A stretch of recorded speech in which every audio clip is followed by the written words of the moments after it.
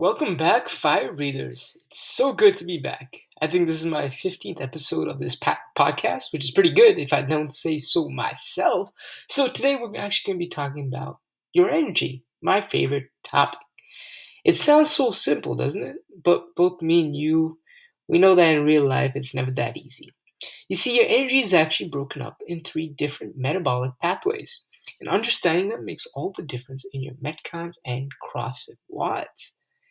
You see, the ATP-PC energy pathway is primarily used for short bursts of energy and is also known as anaerobic endurance. You see, to understand this pathway, you have to understand that ATP is what our body runs on. America might run on Dunkin', but your body runs on ATP. That's a pretty clever joke. I just thought about that myself. It's a little lame. It's a dad joke, but stay with me. If it doesn't get a continuous supply of ATP, your body, you're pretty much dead as a horse. What's so special about the ATP PC system, with the PC standing for phosphocreatine, is that it doesn't require oxygen to function like the others. When faced with short, high intensity activities, the body gets energy from the very small amounts of stored ATP. The cool thing is, though, when it runs out of that stored ATP, it reaches into the pockets of phosphocreatine, which is the chemical found in the body. The ATP-PC energy system is so important because it's the kind you need for sprints or explosive movements such as snatches. Really important because it fuels muscle contractions, making it help build muscle, and also stops muscle loss as well. The glycolytic system is also known as the lactic acid system. And here's why. The name says it all. The way the system produces energy is through the muscle glycogen, where glucose is stored. While the ATP-PC system doesn't need oxygen to work, this system, it kind of does. Why? Because if there's no oxygen present, it transforms that glucose into lactic acid. And lactic acid becomes especially dangerous in your wads as it leads to inflammation. And inflammation leads to sore muscles. And sore muscles, what do? They lead to a lack of energy, meaning all your hard work will be gone to waste. Now, another really important energy system, and it's the final one of the three, is the oxidative or aerobic energy one.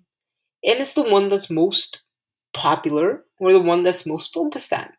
It's needed for longer durations of intense exercise, and if you don't improve, you'll see your energy dip like no tomorrow, making you lose any kind of results you work so hard for, pushing you back to ground zero.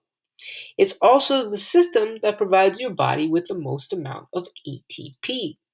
If you remembered anything from your grade 10 biology class, what happens is that when there's oxygen that's present in your body, it kicks off the Krebs cycle, which acts like a power plant, supplying power to every piece, well, every muscle, fiber, every kind of nerve in your body.